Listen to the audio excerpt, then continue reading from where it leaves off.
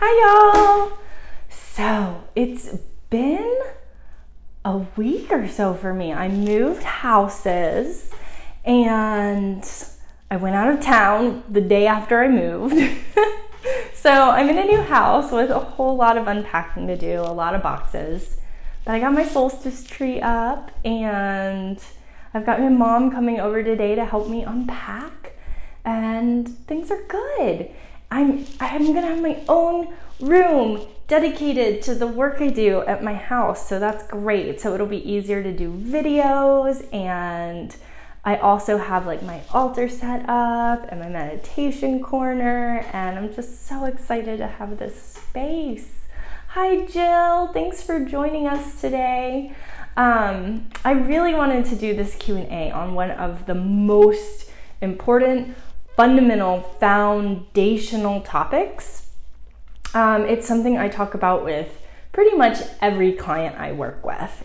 And it's something that is sort of the cornerstone of any of the other work I do. So when I want to connect with guides, when I want to do energy work, when I'm doing readings with people, all of these things that I do are anchored in my daily energetic hygiene, which is what I want to talk about today. And that's the term I use because I really think of it kind of like brushing my teeth, taking a shower.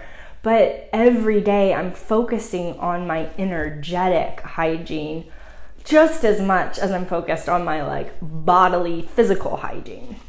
Right? And so like there's some things I need to do daily for my energetic hygiene, just like every day I'm brushing my teeth. And then there's some things I do once a week, once a month, just like your own like hygienic maintenance of your body, your house, whatever. Think about approaching your own energetic system or field that way.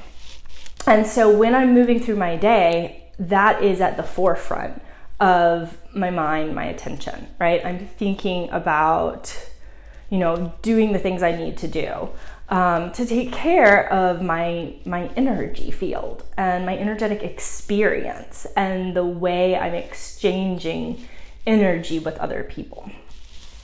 Pause for tea.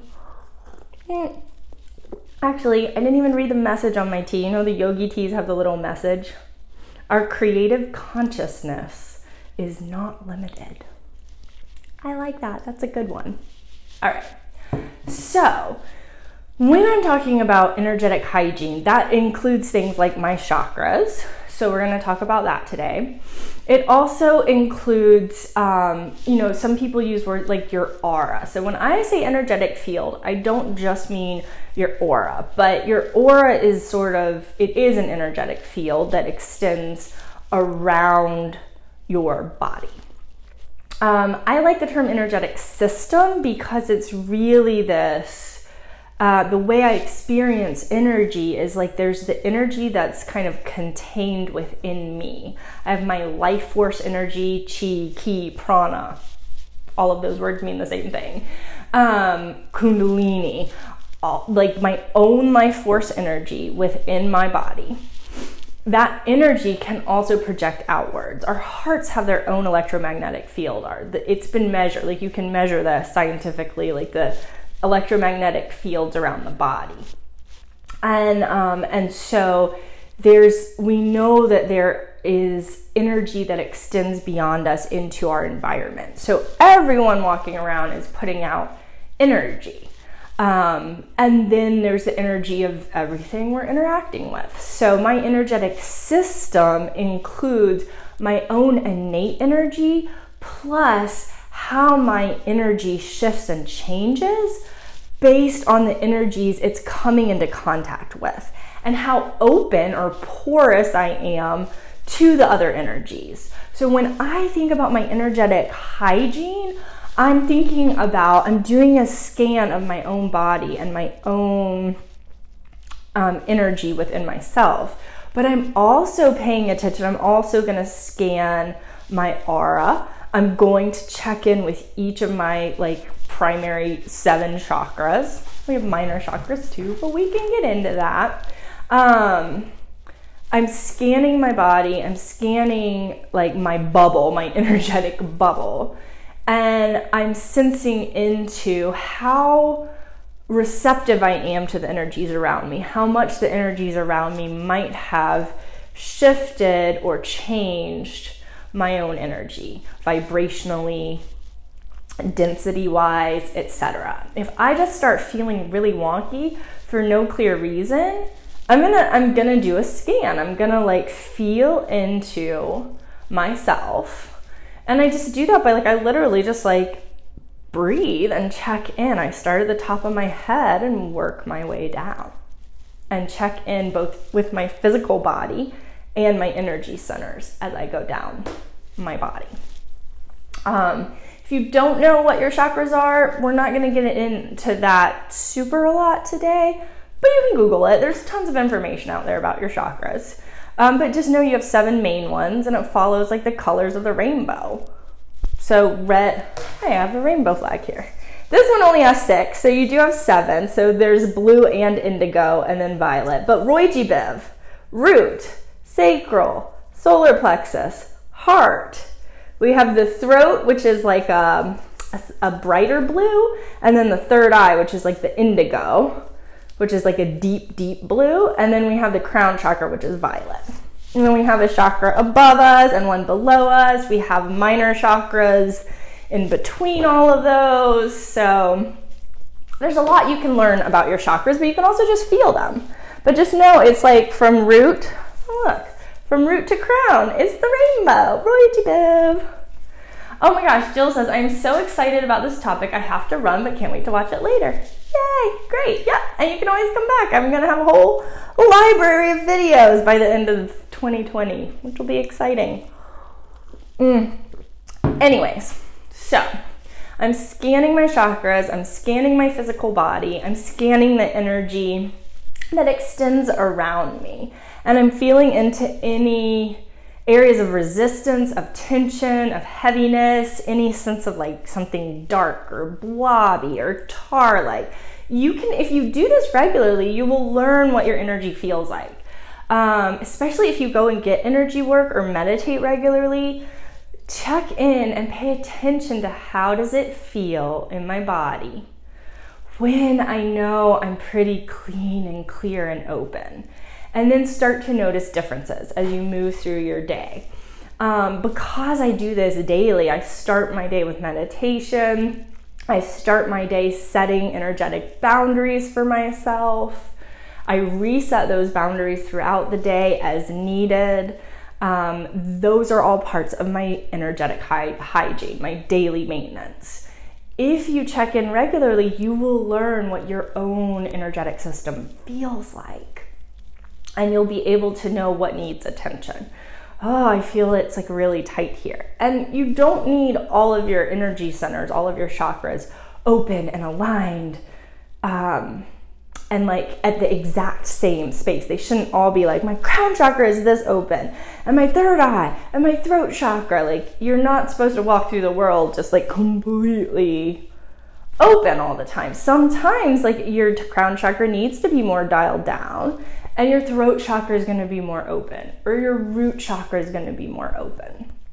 So when I say alignment or balance, it doesn't mean that they're all equally open. It means that there is an awareness that they're going to be changing throughout the day, and you're inviting whatever is needed in that moment for your own best alignment, for whatever it is you're doing. If I'm going to the grocery store, you can bet I'm not walking into the grocery store with my crown chakra wide open.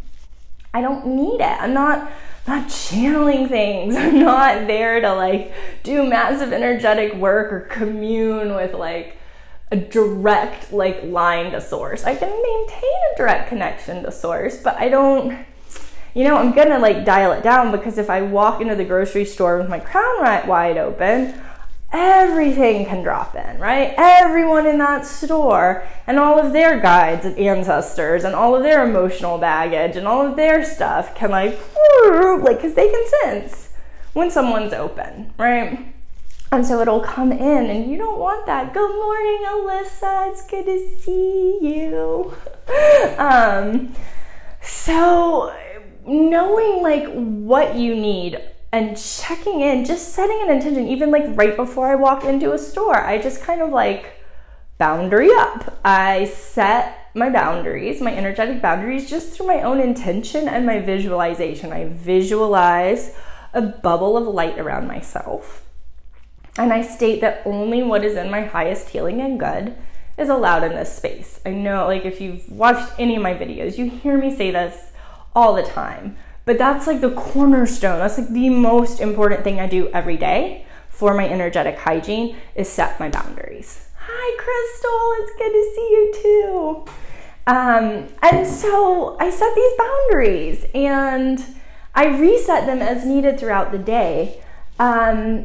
Because I'm in different environments, right? I don't need the same boundaries at all times, but that's why my kind of catchphrase of whatever is needed for my highest healing and good, it kind of works, you know, for all situations, because I trust that my highest self can help modulate and arrange my energy system as needed.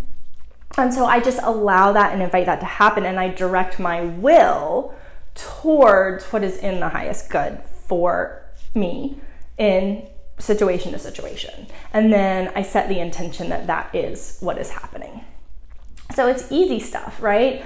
But it's doing it. It's like actually taking that moment to set that each day. I do this every day.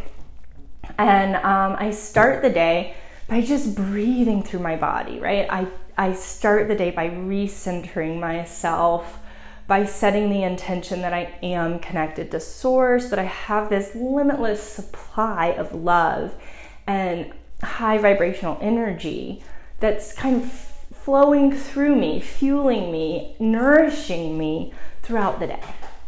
And if you have that flowing, it's sort of like, you know, your pipes don't get blocked, right? You keep the water flowing. You don't let them freeze or get clogged if you keep that energy moving through your system. And you can find the ways that work for you. For some people, just laying there and meditating doesn't work.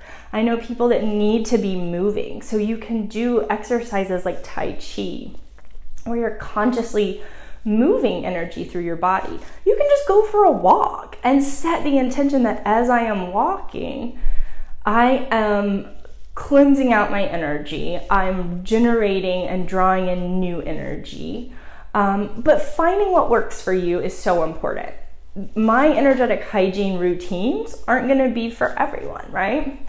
Like, we might all brush our teeth every day, but you like a hard bristled brush and cinnamon toothpaste, and I like a soft bristle and like this weird clay tooth powder my friend made for me. So it's finding what works for you. The important thing is that it becomes something you're aware of, and that as you explore and as you find the things that work for you to be aware of and attentive to your energy, that you're becoming consistent in doing at least something every day, right? Something every day to kind of support yourself energetically. Not kind of, I don't know why I'm saying kind of. To actively, robustly support your energy and yourself. It really is important, and none of the other things that people want to do energetically or spiritually are really possible without first attending to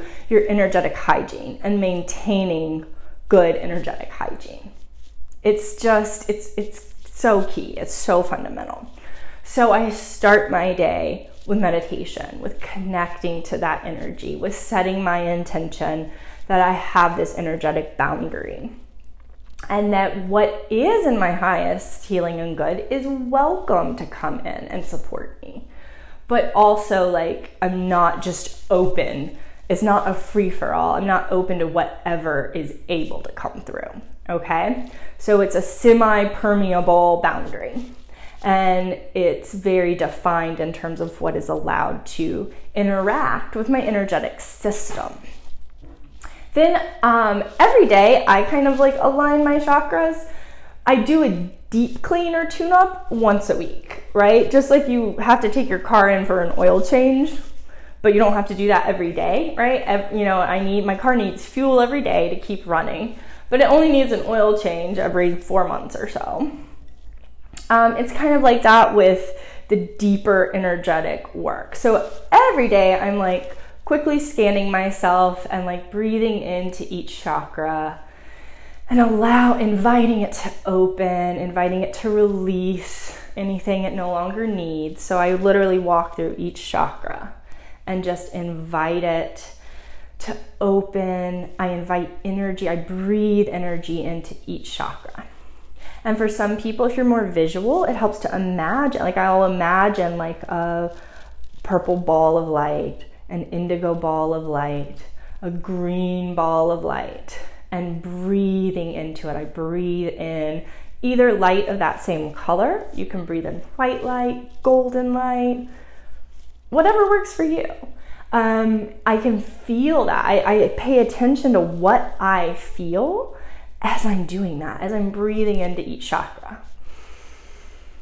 And I feel it. And as I'm exhaling, I'm letting that chakra release anything that kind of got stuck in there, anything it's been holding, anything that's been keeping it tight or cluttered. Whatever works for you, whatever words or imagery works for you. You can also use sound. You can use, each chakra has a tone, and you can play playlists that help clean and clear and harmonize your chakras. And when I think about chakras, I think about harmonization more than like clean and dirty, because again, they don't all need to be completely open to their greatest potential, right? For different things and different stages in my life, different work I'm doing throughout my day, sometimes I need my root chakra to be more open and my crown to be more closed. And so I invite a harmonization where they're able to sync up, but also vibrate at the frequency or level they need to in order to allow my own energy to flow in the way that most suits whatever it is I'm trying to do. Okay, sometimes I need to be a lot more grounded. Sometimes I need my crown like way, way, way open. Still being grounded, but letting that crown really, really open. If I'm doing deep energetic work, if I'm channeling guides, or really in a place of going very deep into meditation, and I'm in safe space to do that, obviously, I will let my crown be very, very open. And I will let more come in to the point that I do feel altered. Like I feel floaty, I feel expanded beyond my body. So it's being aware of like what you need, what energetic frequency is the right for your system for what it is you're doing or wanting, what your intention is in this part of my day. It's not about having like blazing open chakras like every moment of the day. That's not true alignment. Alignment is a dynamic experience of constantly shifting energetic frequencies and vibrations. And we live in a dynamic world where things are always shifting and changing. So if I walk into a room, I might start out a little more open, but if I can feel that there's a heaviness in the space, I might boundary up even more. I might realize like, oh, this might not be the best space for me to be as open. Let me focus on radiating my heart energy into the space, but not allowing it to be an equal, like I'm not receiving as much from the space. Whereas if I'm with someone I'm really connected to, we have deep trust established, if they're working on me energetically and I am able and wanting to receive that energetic work, then I will open more and I will allow myself to receive energy from that person and with that person. And it will be more of an equal exchange, or it might just be me receiving if I'm going to get energetic work done. And I'm feeling good and safe, I always still set my energetic boundary that I will only receive what is in my highest healing and good, right? but I'm also able to be more open and receive more from that person, rather than if I'm going to the grocery store and I'm a lot more blanketed or boundaried, or I don't want to say closed down, but I'm just not as porous. I'm not as sponge-like and wanting to receive that energy. So part of my daily energetic hygiene is just that. It's just that awareness that every moment of the day I am engaging energetically with my environment. And so what experience do I want to have here? Do I want to walk in and take on a bunch of people's stuff, or do I not? Do I want to receive the energy in my environment, or do I not?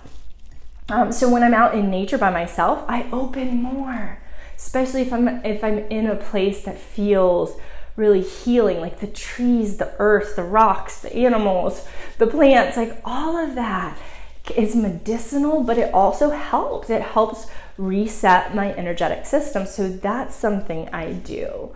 And for my deep energetic cleansing, like my once a quarter cleansing, I go off into nature, far away from other people, and I let myself be immersed. It's like a mini sabbatical, if you will. And I need those times. Like I just went up to the mountains, and yes, I was with family, so a part of that was about connecting with family. But I also like go, and my parents have these cushions up at their house in the mountains that are for like a lawn chair, but I just lay them on the ground, and so it's like nice and cushy, and I just look up at the stars and the moon and the trees, and I breathe in that fresh mountain air.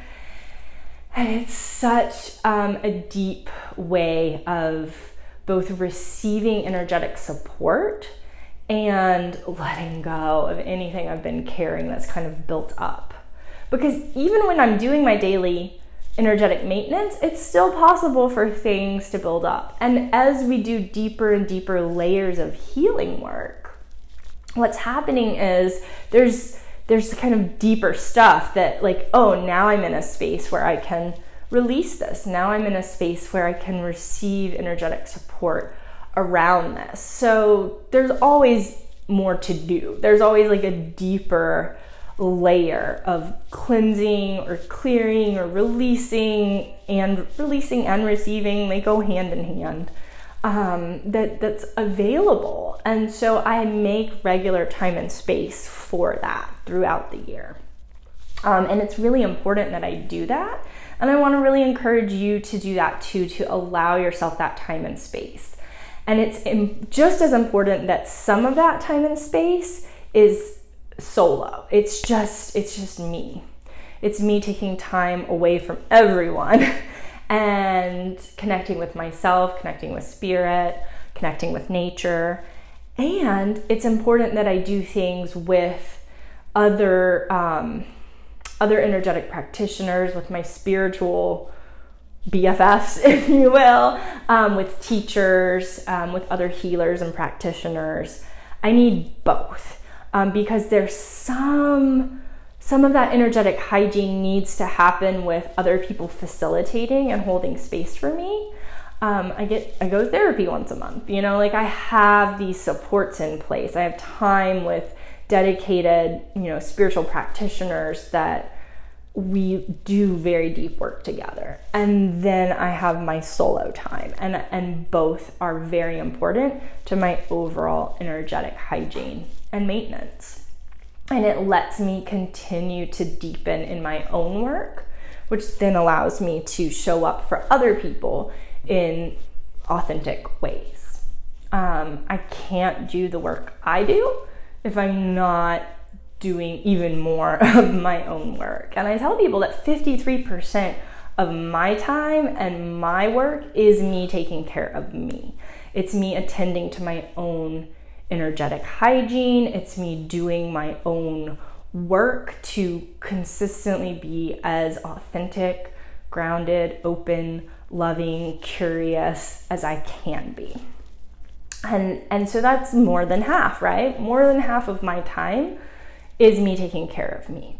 So when people want to get into the kind of work I do, because it is great, I love what I do, but it requires a lot. It asks a lot of me in order to do this work ethically and with integrity, and to be able to keep showing up for it. And there's plenty of times I want to throw in the towel, even with all the energetic maintenance I do. I was just having a moment like last week where I was like, oh my gosh, maybe I just need to go like get a job in an office again. Like it would be, in some ways it would be a lot easier. It really would. But I didn't sign up for easy. There's ease and there's easy. And the ease I experience when I am aligned is definitely, you know, something that requires daily work and maintenance. And it's obvious, like I can tell instantly when I'm not doing that work, when I don't start my day with meditation, when this hasn't happened in forever because I learned the hard way that I have to set my energetic boundaries every day. I just have to. It's important, it's key, it's essential. And so it's become so routine for me, I don't even think about it anymore. Hey Monique, I love you. The energetic hygiene, energetic boundaries are a crucial part of me existing, functioning, me not having like chronic anxiety. Because a lot of people that are highly sensitive, you can easily tend towards anxiety and pretty high levels of anxiety because you're so aware of your environment. And that was one of the things when I did start seeing my therapist 8 years ago. A part of it was that I was starting to experience more and more intense levels of anxiety. And I was like, I can't live like this. Like, I don't want to live like this. It's not fun for me. It's not fun for the people around me. Like, help, you know? And I was becoming aware through that therapeutic process. I became aware of how sensitive I am and how it requires me to construct my own environment and be very aware of my needs, given that I am so sensitive, and that I choose to be someone that is very aware of energy and open to it and working with it consciously and mindfully. And so it's been a journey. I mean, it's been 8 years of really becoming ever more aware of just how impacted by energy I am. And really we all are, but how sensitive to it I am. And the more awareness I bring to it, the more sensitive I become. So rather than becoming less sensitive, I've become even more sensitive, which makes my energetic hygiene that much more important, right? It's like I can't not bring certain stones with me when I travel. There will always be rocks in my purse. People literally pick up my purse and they're like, what do you have in here, rocks? And I'm like, yeah, actually I have rocks in my purse. I take flower essences every day. There are lots of other ways I support my energetic hygiene. So let's talk about that now, shall we? So, the first and foremost things, obviously, as we already mentioned, when it comes to your energetic hygiene is your intention, your boundaries, your own kind of breathing into, connecting with source energy, clearing out the debris, aligning, harmonizing your chakras. All of that is like step one, right? Then you can invite in additional things that are basically energetic medicine, energetic supports that support that. So there are stones that help filter energy around you, that help nourish your own energy. And it's working with stones, it's actually very individual. Don't go by like the keywords of, oh, rose quartz is love and for the heart chakra, and this is for the root, and this is for this. Like, you need to feel into the stones that you are drawn to, and know that it will rotate, like it'll change over time. You'll probably have one or two stones that are kind of like your allies. And for me, seraphonite is a key one. Seraphonite and citrine are two stones that really support me and that I really love, and that I pretty much always have in my space. But then the other stones that support me kind of change over time or for different situations, just like your energetic porousness will change over time. or day to day or moment to moment, the stones, I mean, I might need to like grab this stone before I go into this environment. And if you trust what you feel rather than what someone else says, then you'll be working with the energy in the way that supports you best, okay? So I really want to encourage people to get off book with this, because what works for you and what your energy needs is going to change day to day, month to month, year to year. And it's not always going to align with what has been written down about what this does and what that does. I'm not saying don't ever look it up or research things, because I do that, and that will usually give me validation, but I will let myself be drawn to a stone, and then I'll look up more about it after I let myself have an energetic relationship, my own unique relationship with my energy and the energy of that stone. And I do the same with plant medicine, with the herbs I work with the tinctures, the essential oils, and the flower essences. Those are all beautiful ways of supporting the system. Flower essences are kind of like my go-to because they work with very gentle and subtle energies and emotional states. And so the essence, there's no plant matter in that. So an essential oil is highly concentrated plant matter. And essence is literally just the energetic vibration of that plant that's been transferred to the water molecules. And you can add that to whatever you're drinking.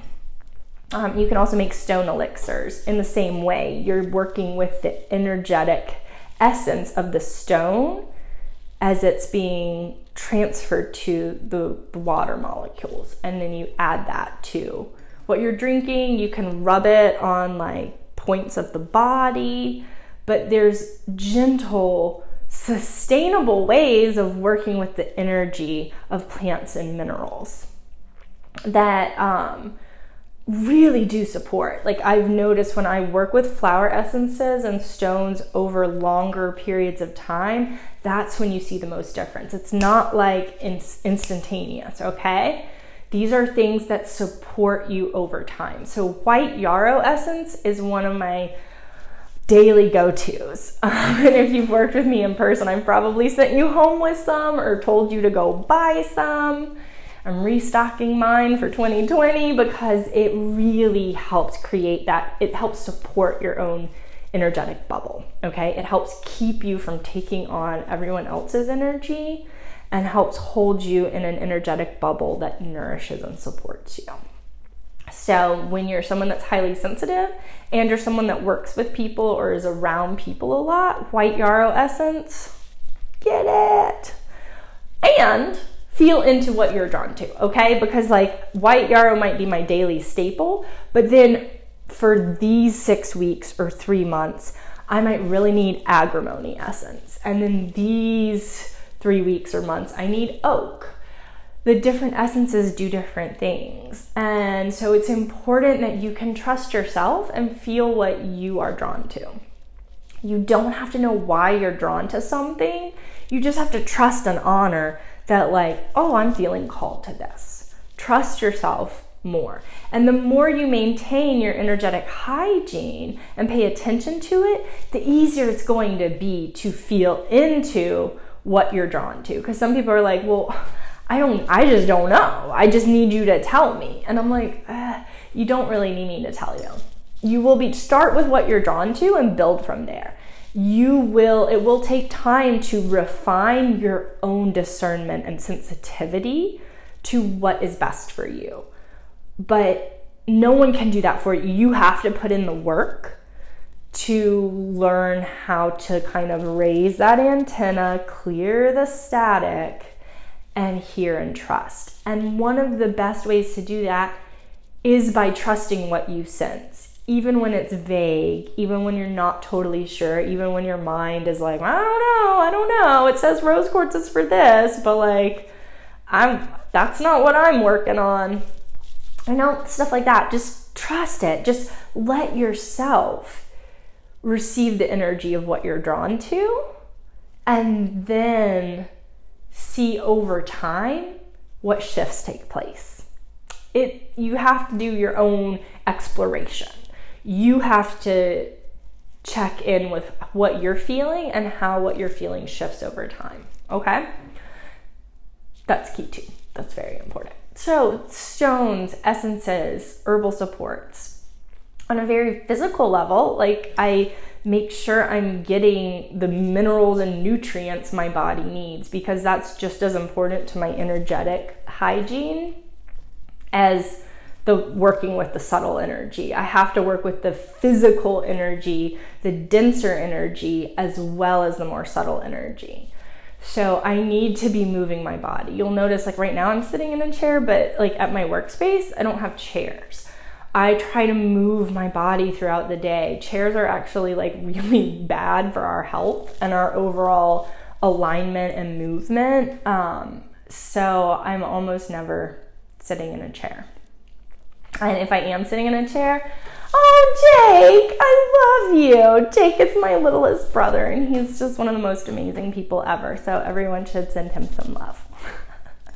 Hi, Jake. And it's my grandmother's birthday today, so shout out to Grandma Judy. We call her Jujubee. That's what Jonah calls her. It's her birthday today. Go Satches. And I can't go to her birthday party because my mom's coming over to help me unpack, and it's a whole thing.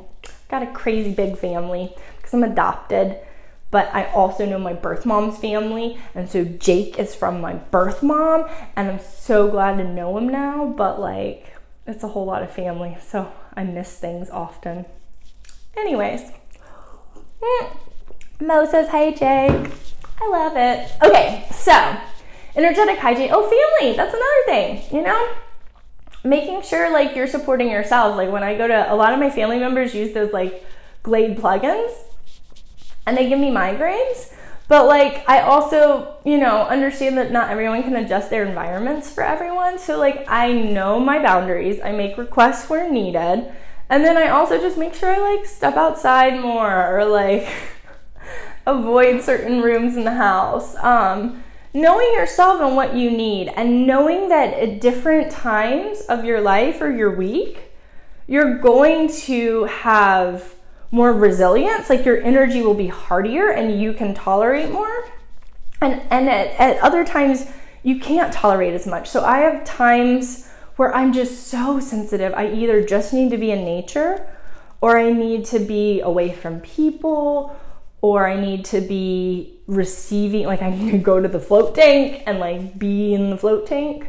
And so knowing that there's times I can go to IKEA and I can go to the mall and I can go to the grocery store and I can go to all the like big family parties. And there's other times that I just can't. And once I gave myself permission to honor that more, it actually lets me show up for other people even more fully. But it meant that I had to start saying no and prioritizing my needs because of my energetic sensitivity. Okay? And so sometimes it's not just about, okay, let me like set all the boundaries and grab all the stones and take the flower essences. A huge part of my daily energetic maintenance, like I said, I start with that scan of myself. And some days the message is, you just need to stay home today. And I have to honor that. I have to honor that. And it means that I went from being someone who was like the most dependable person ever. Like if I said I was going to do something, like I would do it, I would follow through, I would be there, you could count on me, to someone that could come off as pretty flaky.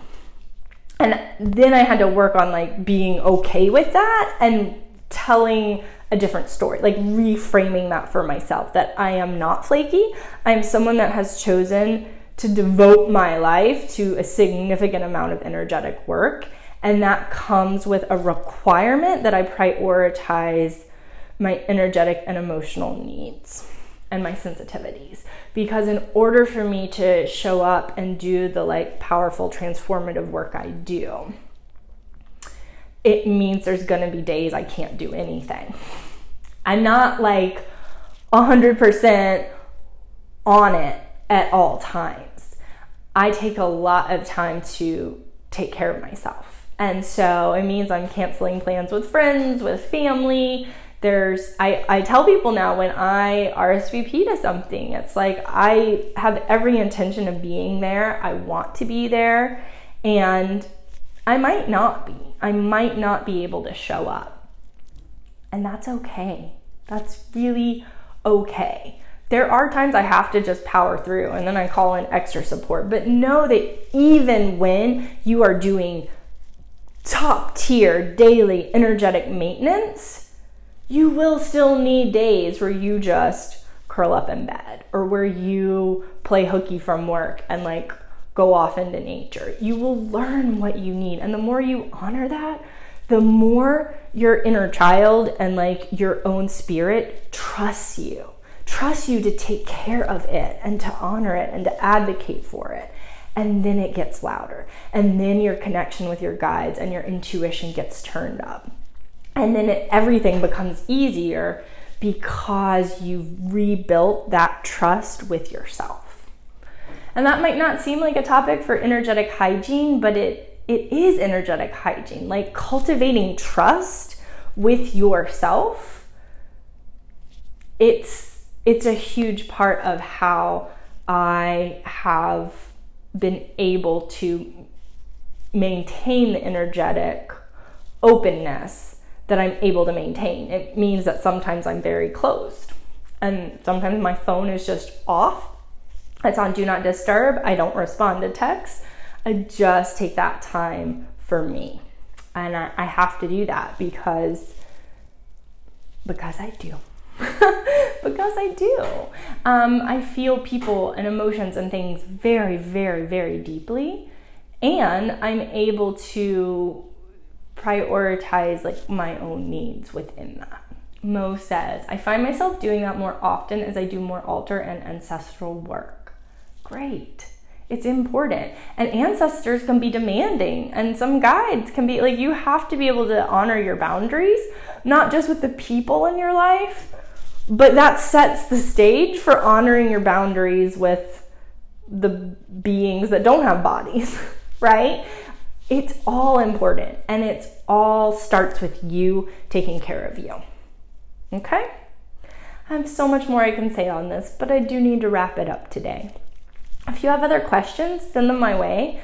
But the biggest thing is to just be aware that energetic hygiene is a thing, and it's actually a really, really important thing. So give yourself permission to prioritize your own energetic hygiene and to find what works for you. Are you more drawn to sound? Are you drawn to movement? Like, what are the things you're naturally drawn to that help you feel good, that help you feel lit up, that help you feel open but nourished, and also help you set really healthy boundaries? Okay, call more of that into your life. And it's okay to explore. It should be an exploration. And there's a lot of trial and error with it. So just figure it out. And things change. You might have something that's really working with you for a while, and then all of a sudden it's not working anymore because you grew, or because the energy in your environment or within yourself has shifted, and so your needs and requirements have shifted. So it's a daily practice of being attuned to what you need that day, that moment. And you always have yourself, so that makes it easy. You can always just be like, hey, self, what do I need right now? And yourself will talk. It will. So have a wonderful day. Happy Sunday. I also won't be able to do the Q&A next Friday, so I'll have to reschedule that one too. So I will. But I love doing these. It's so fun for me, and I hope they're helpful for you. I've gotten some great feedback, so thank you for being here. It'll be on YouTube as well, so go follow me over there. I love y'all. Bye. Happy energetic hygiene.